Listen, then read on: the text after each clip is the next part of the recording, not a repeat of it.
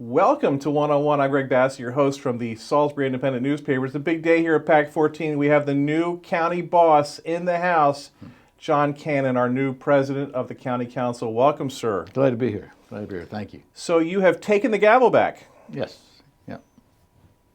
And did you do this out of necessity, or was it thrust upon you? Well, if you have the votes, why would you vote against yourself? I think it's a good thing. I'm looking forward to it.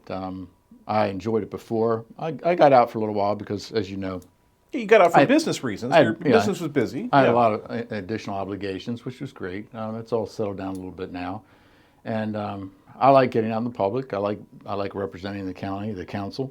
And I think that's important, in a lot of meetings, whether it's a meeting, whether it's with the Chamber of Commerce, Greater Salisbury, or whether it's ribbon cuttings, street sign dedications.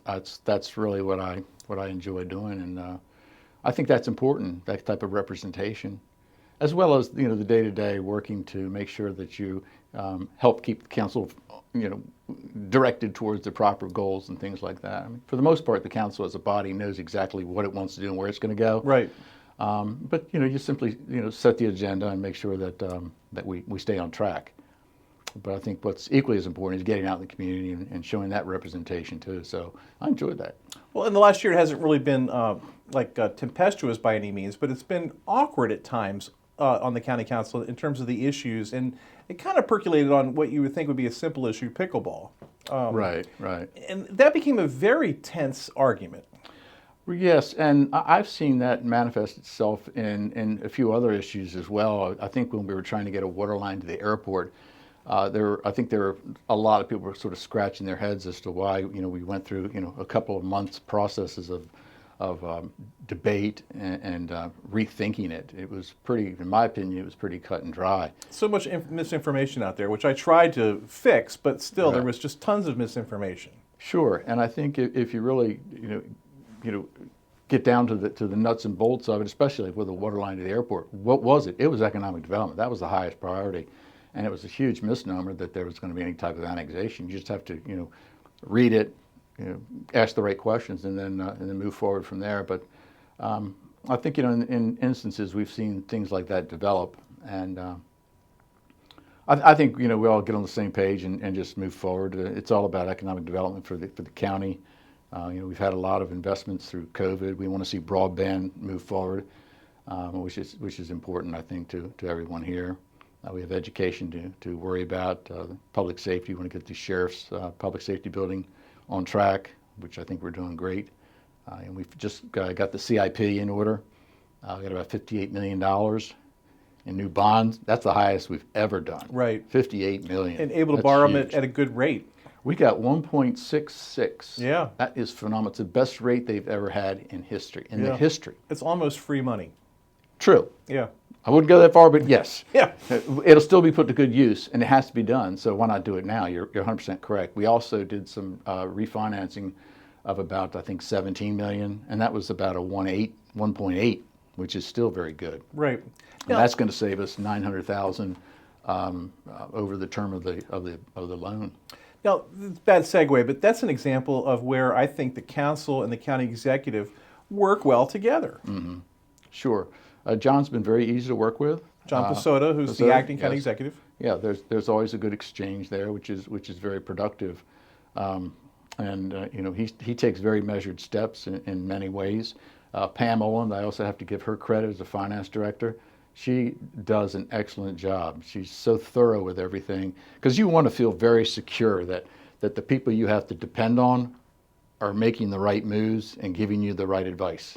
Because I'm not an accountant. Right. I don't do that day to day. It's not really for me to second guess her. I just have to make sure that what they bring to the table is accurate enough for me to be able to make a reasonable decision. There's certainly a lot of positive stuff. So, like you said, with the capital spending, those plans are going along well. Beaver Run is certainly in great development. There's a plan for Mardella. That looks like that's going to go well. Oh, yeah. The airport seems to have a plan, a nice strategic plan. There's certainly a lot of progress going on with the airport. Right. You guys finally have a sewer plan for the first time in forever. Yeah, and that's great. Getting back to the airport, don't let me forget the sewer, but getting back to the airport, what Tony Rudy's done there is phenomenal. Yeah. And we know we have CARES funding coming in, but it still took years of planning to be prepared to have this, to be able to spend this money. To know what you're going to do with it. Yeah, working with the FAA and the federal government is crazy in trying to get things done in a timely fashion. But we're looking at a true expansion of the runway. We've got the ARF building coming for fire protection. They just purchased a used truck, which is really good. We've got the drone building up, which is fantastic. You talk about cutting edge right there, being in the drone industry. And we're also looking with a new water line. You're also going to be able to have larger buildings. You're going to have more fire suppression. We're going to be able to advance or increase the size of the industrial park if we want to, and the services. He's done an excellent job. Don Veach did a very good job in laying the foundation. Right. But between Tony and Chris, they have just taken this miles beyond, and it's really great to see it moving forward. Right. And you've got a sewer plan which, includes the city of Salisbury in this stuff. They've got a plant that's at half capacity. Some people are going to have to hook into the city. All that issue is there, but you guys are all prepared to talk about that with a plan. Yes, George Miles and Bureau with Pete Bozick, they did an excellent job, I think, in getting this together. What we're looking at here is trying to see how we can service those areas. You have the rural areas, but you also have the areas that are just outside of a lot of the townships, which is important, just as important to be concerned about.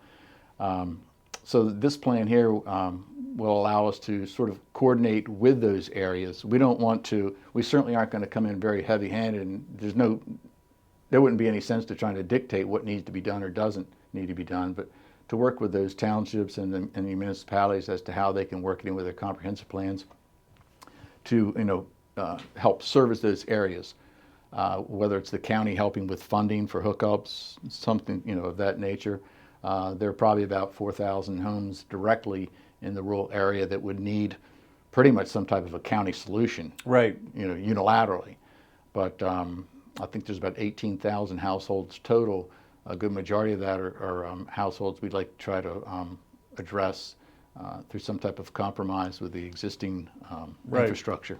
So what's going on to make it easier for consumers to develop their property? Yeah, that's a good point. I mean, we had that problem back in 2006. Right. And we seemed to felt that we had resolved it. And then about 3-4 years ago, a lot of issues developed where the Maryland Department of the Environment came into Wicomico County. I think there was some liability issues on prior decisions that had been made by staff, local staff. And so the Maryland Department of the Environment came down with some of their people and to go through our records at the same time to, I think, put a very heavy hand on what was happening in Wicomico County, and you saw it. Right. You saw the pushback from developers, from realtors, from installers across the board. The Civic Center, there were about 200 people that showed up, and they were angry. Right. And a lot of it, I think, they felt was a lot of lip service going on, a lot of unnecessary delays. I think we're really getting to the crux of that. We've had some great conversation. Lori Brewster is excellent. She handles our opioid issues. She's been handling COVID, unbelievable. The environmental health is a little more difficult in that area, and what I don't think the council realized was primarily because there was so much more control from a state level. So, and that was our concern. So we did manage to meet. I met with the Maryland Department of the Environment Secretary and Assistant Secretary. I had a meeting in Berlin with the Assistant Secretary, Suzanne Dorsey, and the Car Association, Coast Association of Realtors. And I think she really does get it. So we're making some headway. At the same time, she encouraged that we have quarterly meetings with the health department to go over their environmental issues. And Lori Brewster and Dan have been very good in sharing their concerns and giving us, an absolute breakdown of when the permits have come in, how long it took to execute them. And I think there's a really good sense of confidence now in what they're trying to execute. I think we're still seeing a bit of delays that are more state-driven. So it was almost like the light bulb went off when we said, well, what's the biggest problem? And they said, well, we can't get the staff we need. We said, well, how about if we pay them more money? Well, the irony here is that the state pays some of the salaries. The county, the county contributes to some of the funding for the health department, but the state dictates how much their salaries will be. Right. So the county, in a sense, has to send a letter to the state saying, do us a favor, increase their salary cap And so we can pay pay them you more money. Yeah. Right. Send us a bigger bill. Yeah. Yeah. And so this was the whole thing. This, in my opinion, this is probably what was stopping a lot of our success down here and a lot of our efficiency of operations down here was that they just cannot get the staff they need. Right. And I think it was an oversight. I'm hoping it was an oversight on the part of the state. We haven't heard back from the state yet, but that's kind of a no-brainer, right? We want you to Once their property's people more improved, money. you can charge more taxes for it. Exactly. And we get yeah. So the process is to just eliminate the frustration and get things back to normal. But again, we came to this conclusion with the help of the director, Brewster, and I'm anxious to maybe see if the state can't help us solve the problem. But it's a good program. It's a very good, viable plan. It gives you something really to be able to project your goals in the future. There were two big chunks of news this week. One was the Charter Review Committee released its report. And Right. the charter is normally not anything anyone ever talks about at all, but in the last 4 or 5 years, we've talked about it a lot because Sure. the county executive and the council kind of read the charter differently Right. for whatever reason. Charter Review Committee tried to sort through that. I felt like their report wasn't exactly stinging, but it was pretty direct in terms of like it was more of a people problem than a charter problem.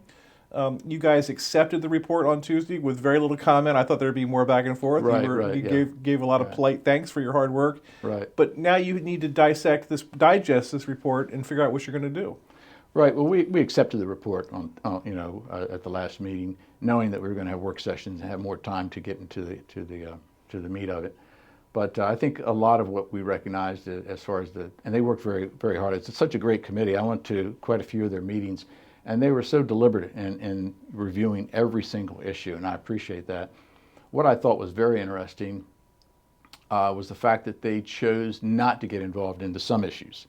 They weren't going to make a decision or a recommendation as to whether or not we needed a county executive form of government. They weren't going to make a decision as to whether we needed to go back from 7 to 5, members of the county council. They didn't want to make any recommendations on a code of conduct for the council. Right.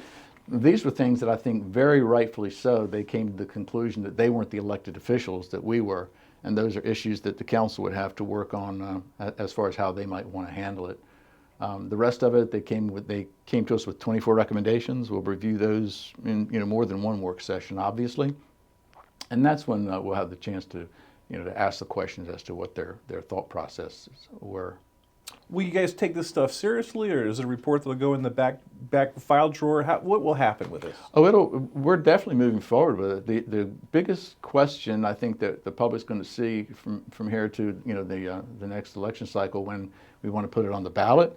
The biggest question is how are we going to be able to consolidate what they've recommended, and all of it's needed without having 24 questions on the ballot. Yeah. Right.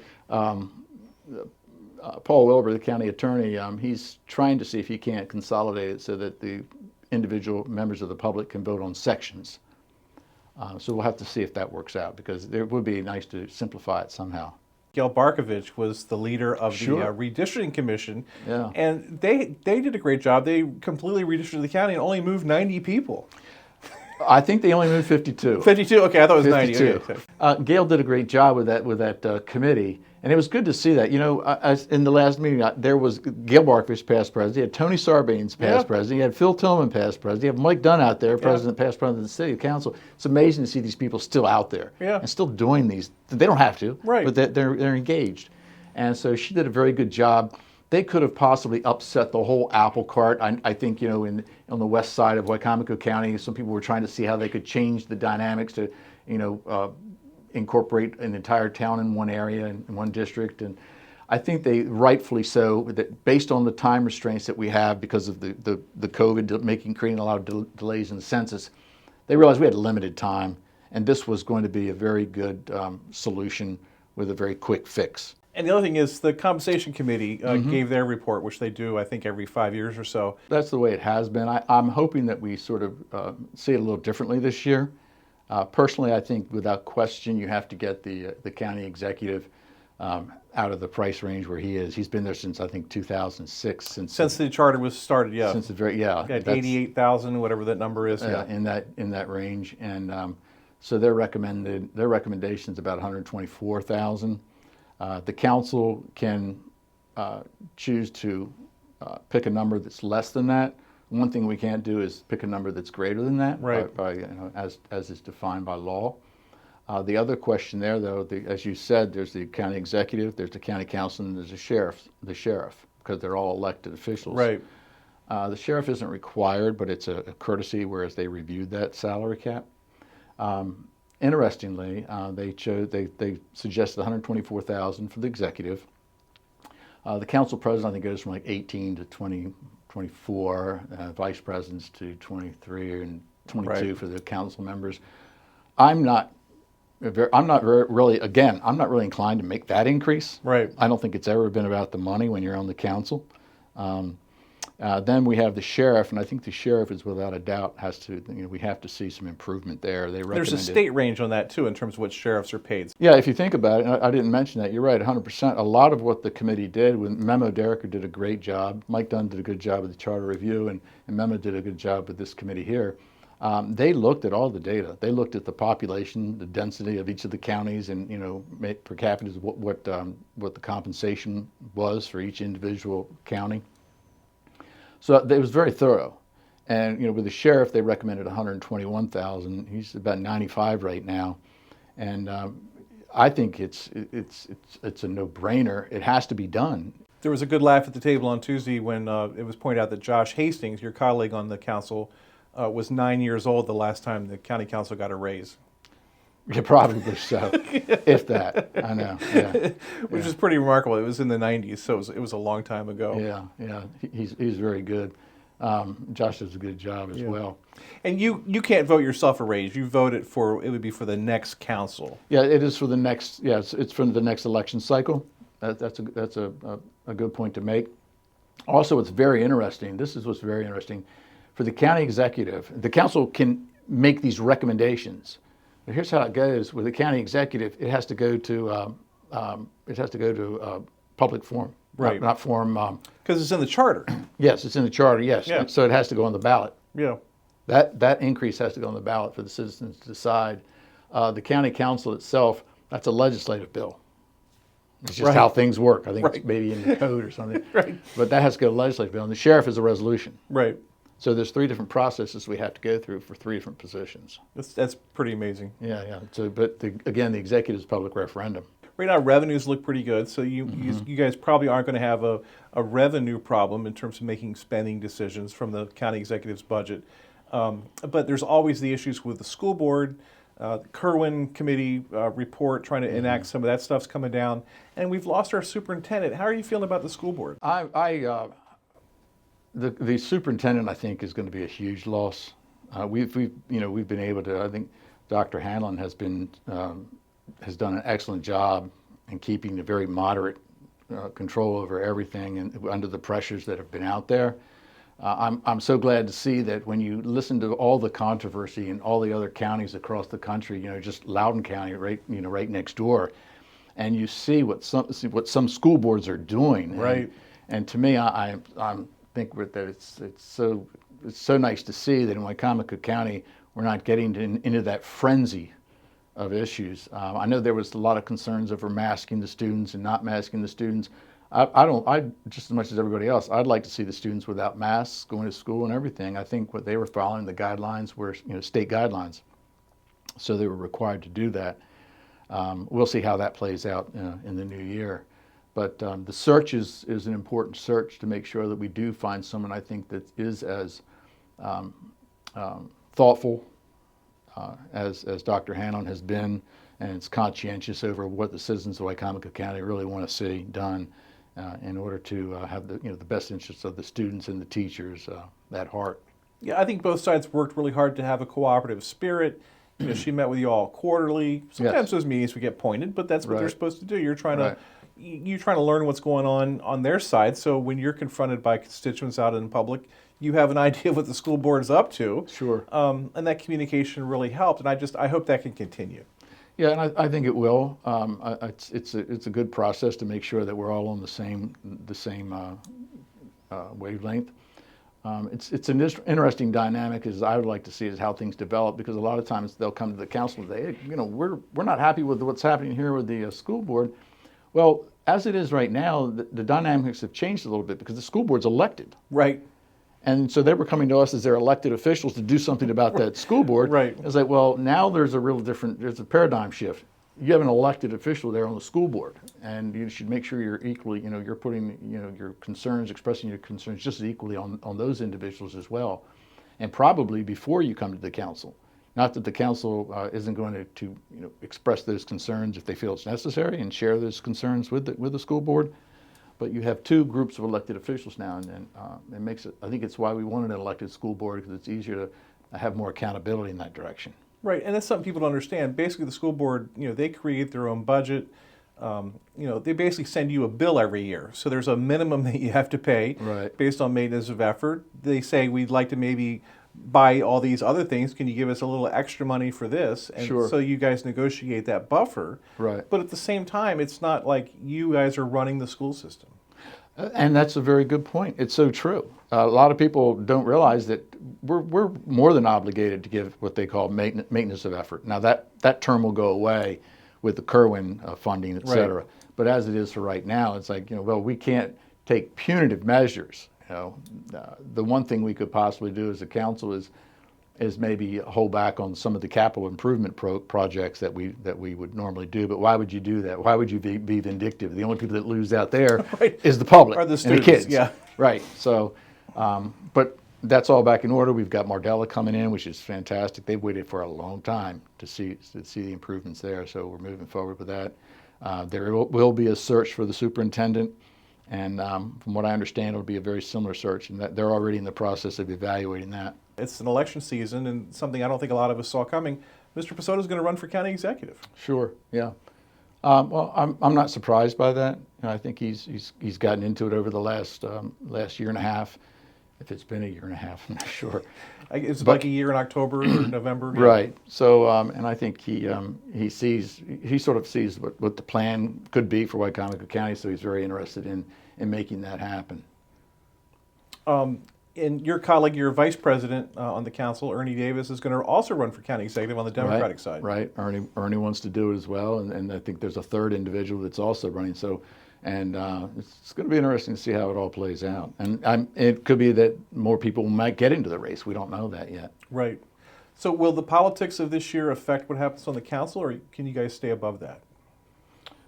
When you say will the politics affect, what do you mean? Like Well, you'll have Ernie running. Your employee, Mr. Pessotto, will be running. Right. It's going to be kind of a weird situation. I think the only thing sometimes you see is that maybe you'll see more posturing. It's only natural. You'll see that where when it's campaign season, everybody wants to get out there and demonstrate to the public that they have the best interest at heart.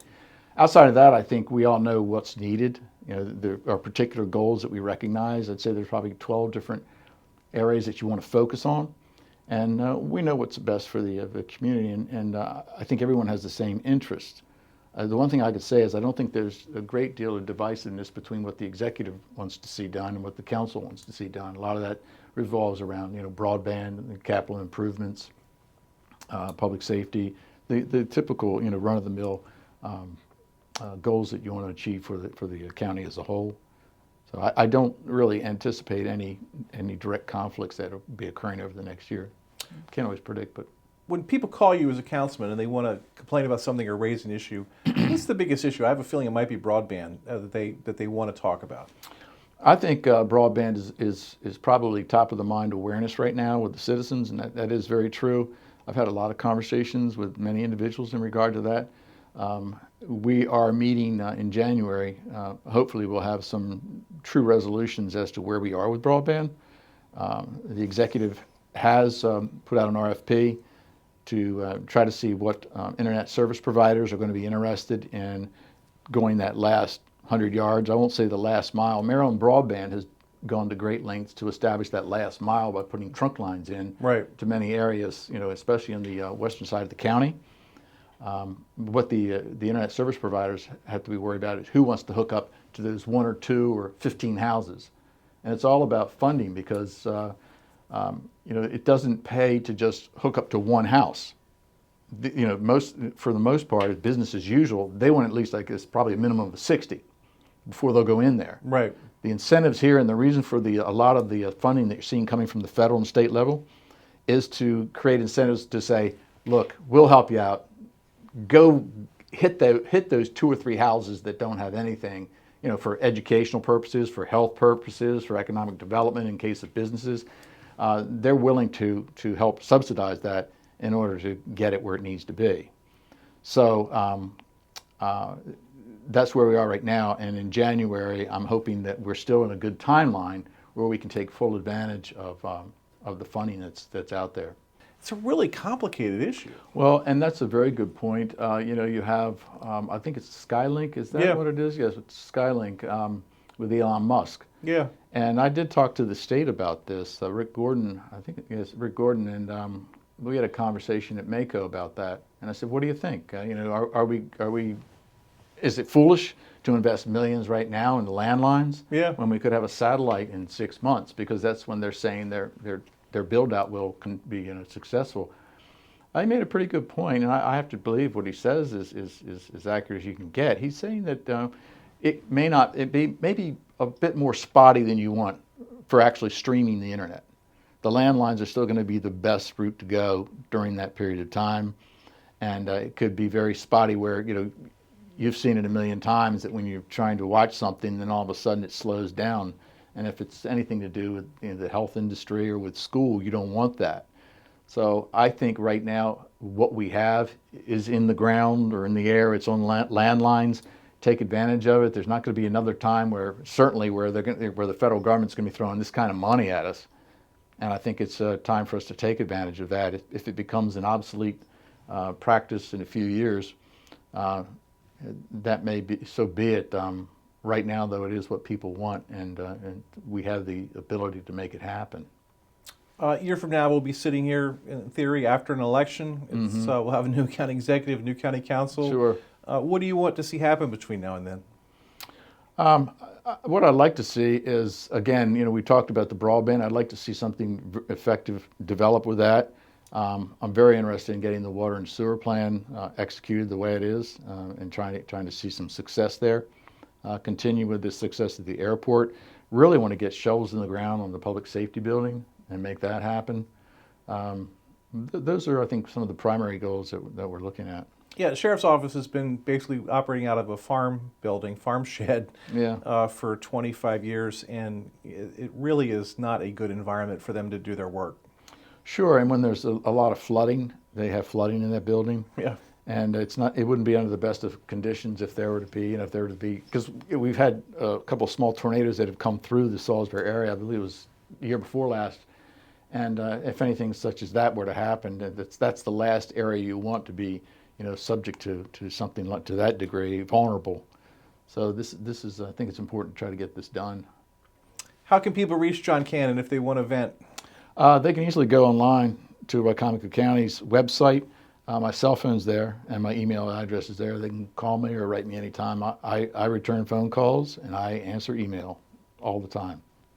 He's John Cannon. He's the president of our county council, and we're thrilled that he had time to be with us here today. John, thanks for being here. Thanks for having me. I'm Greg Bassett from the Salisbury Independent newspaper, another edition of 101 right here on PAC 14.